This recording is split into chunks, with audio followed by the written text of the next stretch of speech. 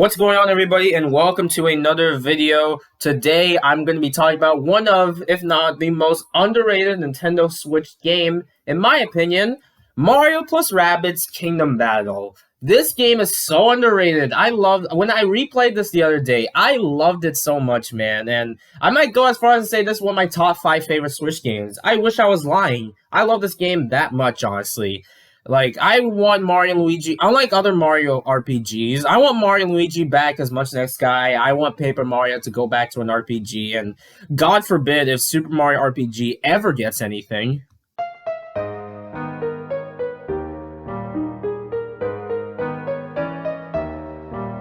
But we could talk about Mario plus Rabbids, and this is perfect timing to hype up for Mario plus Rabbids Sparks of Hope. Sucks we didn't get any information of it in the direct, unless it gets leaked or something the time I'm recording this. So yeah, let's just go ahead and talk about this game and why I love it so much. Here we go. Alright, so let's go ahead and start off with the plot of the game. The story starts off with a young kid, teen, I don't know, that has a huge room full of Nintendo stuff, a lot of Nintendo references, and oh my god, there's Donkey Kong reference, and I've never been this happy that I saw this the first time I played this game. And then when he leaves the room, I think it's a he, basically a weird washing machine shows up, and guess who shows up? It's the Rabbids. If you guys want my opinion on the Rabbids, since I did support Rayman for Smash, I'm cool with the Rabbids. I've never hated them. Back then, I was sort of just no opinion on them, but I'm actually just cool with them, honestly. Yeah, I want a new Rayman game as much as the next guy, but Rabbids are still perfectly fine in my opinion, honestly. So yeah, that happens. So anyway, the Rabbids all play around and stuff. One Rabbid grabs that one little mask they wore earlier, and sends the Rabbids to another new world. Meanwhile, Mario and the gang are at Peach's castle till they see a warp. Everyone gets sucked in, including Mario, and it's up to Mario to figure out what the hell's going on. And that right as he came out, there are Rabbid versions of Princess Peach and Luigi. And can I just say my first reaction to Rabbid Peach, I was like, oh god, I'm gonna have to enjoy this. Okay, but nah. You all know me already. I've said this multiple times. I'm not the biggest Peach fan out there, but Rabbid Peach? Sure, why not? There's sometimes I can appreciate Peach in some capacity, and that's this game. So, yeah. This is a Mario RPG like no other before, and unlike most of them, this is sort of... I don't know if I can say this is similar to Fire Emblem. You have different types of...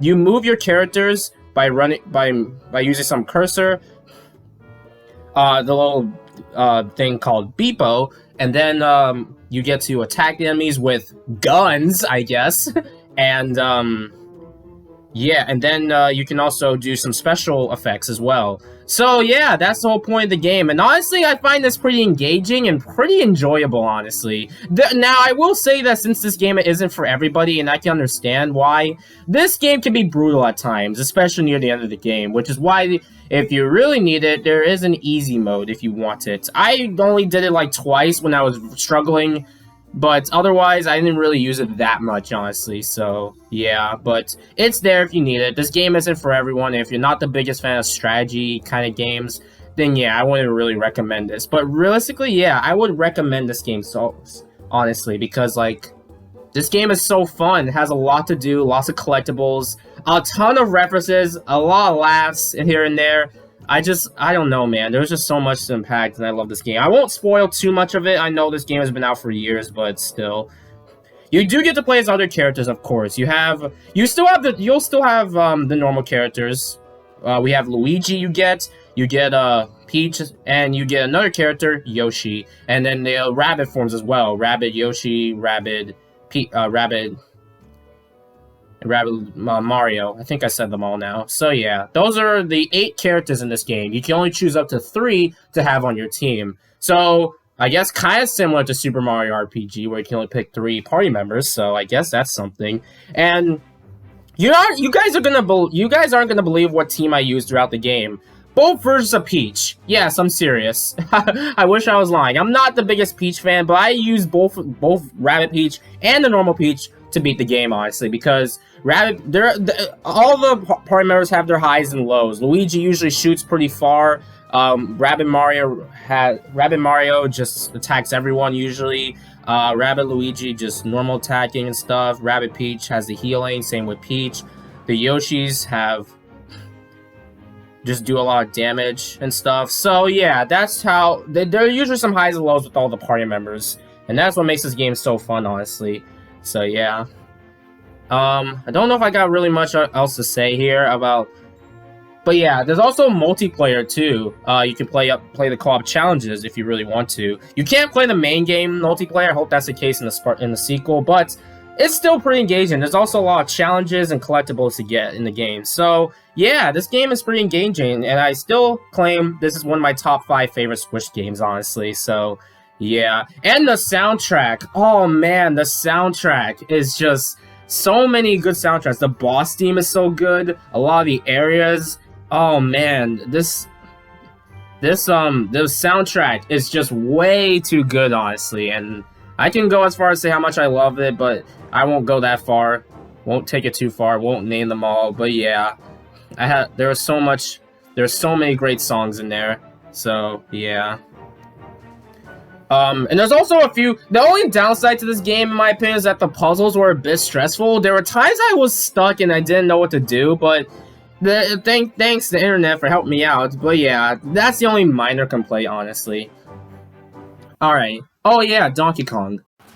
Released only a few months after the game is released, they added DLC to this game, and one of the biggest highlights for me, especially in 2018, was be able to play as Donkey Kong. Donkey Kong on his own adventure. I want a new Donkey Kong game as much as the next guy, but this was something satisfying for me, honestly. And I can say right now that the Donkey Kong adventure was definitely one of the best moments I played on this, but one of the best moments I've had, honestly. So basically, after you beat the game, Rabbid Peach wants to charge her phone because she's all sassy and stuff. She needs battery charge, but she plugs into the washing machine. It warps to a new area which has Donkey Kong in it.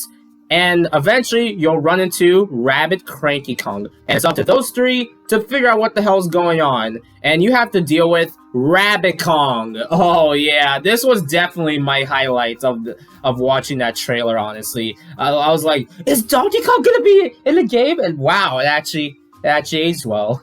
So yeah, you have to deal with Rabbid Kong to get the bananas back and save the whole island. So yeah, that's pretty much the highlight. There's not much I can say in terms of like the gameplay itself. It's still the same usual. We're all used to the same gameplay, just like the original. But the original main game, you know what I mean.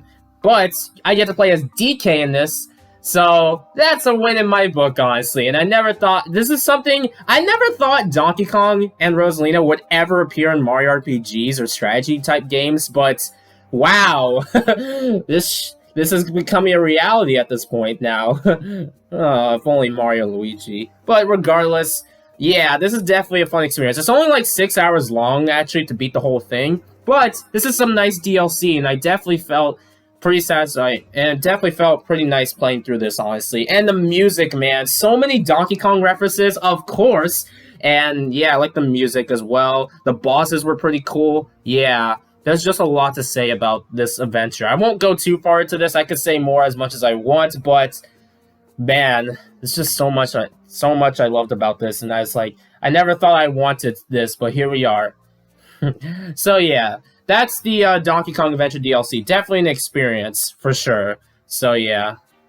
I think that's all I really gotta say for Mario plus Rabbids Kingdom Battle. So yeah, in my opinion, it's still one of my top 5 favorite Switch games, and I recommend it. If you're into strategy type games, please get this game. It's amazing, honestly. Okay, cool.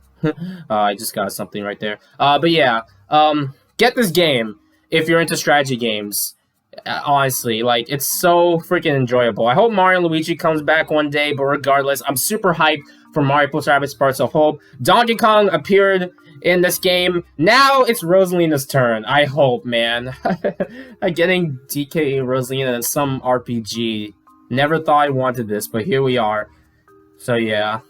Anyway, thank you guys for watching. How do you guys feel about Mario + Rabbids Kingdom Battle? And are you super hyped for Sparks of Hope? It's my most anticipated game of the year besides Mario Strikers. So yeah. Thank you guys for watching. I'll see you next time for more.